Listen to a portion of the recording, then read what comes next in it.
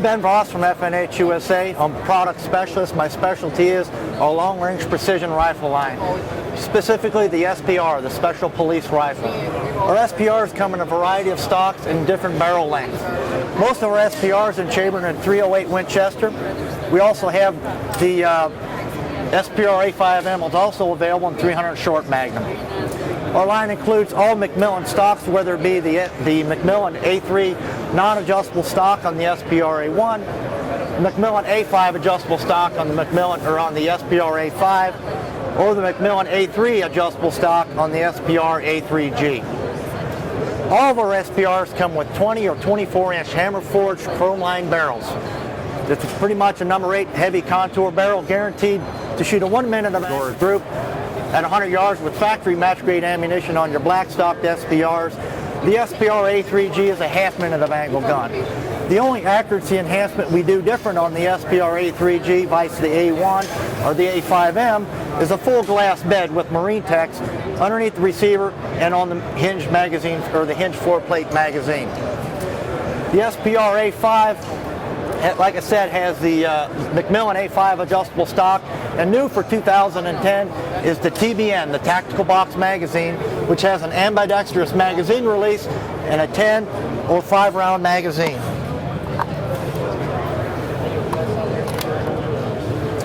The heart of the SPR is the SPR Action. It's a cold forged integral recoil lug on the receiver. It's a flat bottom receiver that aids accuracy, resists torquing, and it makes the rifle easier to bed. It has a non-rotating claw extractor, a fixed blade ejector, a 3-position striker mounted safety.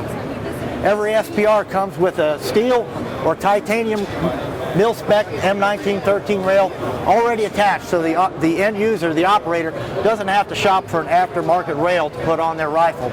All of our rails have a 20 minute of angle forward-degree cant. The screws on the SPR Actions are 8x40, the larger screw. That'll help take the recoil of the larger optics and heavier rings that shooters on precision rifles typically mount. In addition to that, the rails also have a recoil lug on the rail that hits the backside of the front receiver bridge that takes all the recoil force, not the screws. The screws really just hold the rings and the rail down to the receiver. Like I said, it's got a 3-position striker mounted safety, which allows the rifle to be cleared without the rifle being on fire. Of course, forward would be on fire, and then the back position would also be on fire, but it locks the bolt closed. Of course, it's got the non-rotating claw extractor. Very familiar to those fans of the Model 70 Classic Action slot for this fixed blade ejector. Also, all SPRs have a bolt that can be field stripped in the field by the operator without the use of tools. The SPR A3G is the SPR that we submitted to the FBI for the FBI sniper rifle contract. They required that rifle be a half-minute of angle accuracy guarantee. The only accuracy enhancement we had to do was glass bed the Action. That gave us an additional half-minute of angle accuracy increase over the standard SPRs, which is a minute of angle. They also asked for a green adjustable stock, which we gave them on the Macmillans, and it has a phosphate finish. They wanted a 24-inch barrel, and to keep the weight below 14.5 pounds, we fluted the barrel and added the titanium rail instead of the steel rail. This is the SCAR 17S, is new product for us at FNH USA for 2010. The SCAR 17 is the 308 version of the Special Operations Combat Assault Rifle. The commercially available version will first come out in black on the commercial lines, followed soon thereafter by the flat dark earth that the military versions have. The only difference between this rifle and the Mark 17 that the military buys is obviously the select fire. It only goes to semi-automatic and fully automatic. And the compensator, which is a primary weapon system compensator, not the flash hider that the military puts on theirs to take the sound suppressors that they carry. But the common features is a 20-round box magazine, detachable box magazine that feeds 308, has a ambidextrous magazine release which is located on both sides. All the operator does is just press in on either side to release the magazine. The safety selector is located on both sides underneath the operator's firing thumb. is a 45-degree throw to fire instead of a 90-degree throw. The charging handle is located on this one at this time on the left side, but the operator on disassembly can put it on the right side. So if he's a left-handed operator and wants to operate it, he can. The bolt stop is located on the left side, and for a right-handed operator, it's a one-hand lock the bolt to the rear. The commercial SCAR 17S has a 16-inch barrel, and again, the primary weapon system muzzle brake.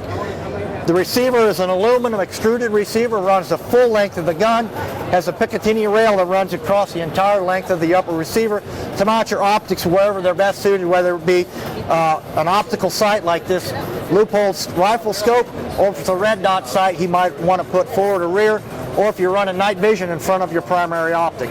There's also Picatinny rails on left, right, and bottom on the fore end.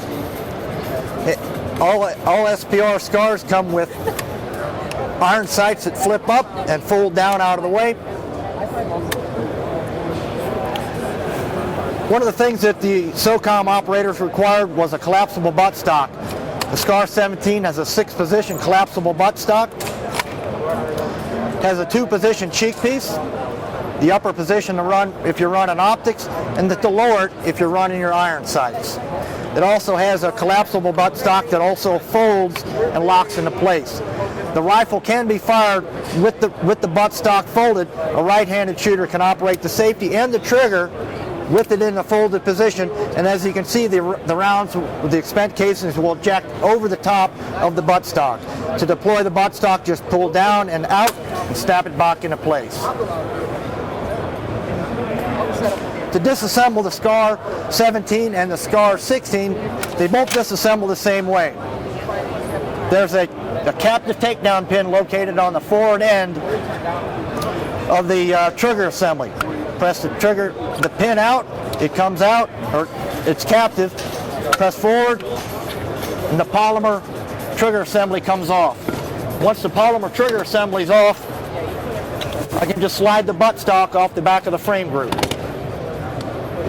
Once the buttstocks come off the frame group, I press back on the charging handle just slightly, and I can pull out my captive drive spring and rod. Once the captive drive spring and rod is out, take the charging handle and I can pull the bolt carrier to the rear. With the bolt carrier all the way to the rear with the buttstock off, I remove the charging handle. Once the charging handle is out, my bolt and bolt carrier just slide out of the extruded upper receiver. It's a short stroke gas piston driven system where it's got a 2-position gas regulator up on the front, drives the gas piston about 1/4 of an inch, which strikes the face of the bolt carrier, imparting its energy onto the bolt carrier. To reassemble the rifle, make sure your bolt's extended, take the bolt carrier, put it back into the receiver. Once it's into the receiver, now the operator can change the location of the charging handle. When I started, it was on the left side. When I reassemble, now it would be on the right side. Again, that's something the operator can change at disassembly.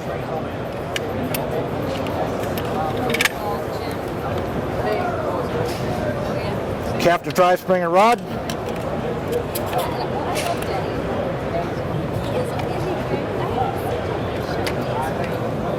Buttstock slides on. Once the buttstock is on, the trigger module will hold that captive, pull back, reinsert, and the SCAR 17 is reassembled.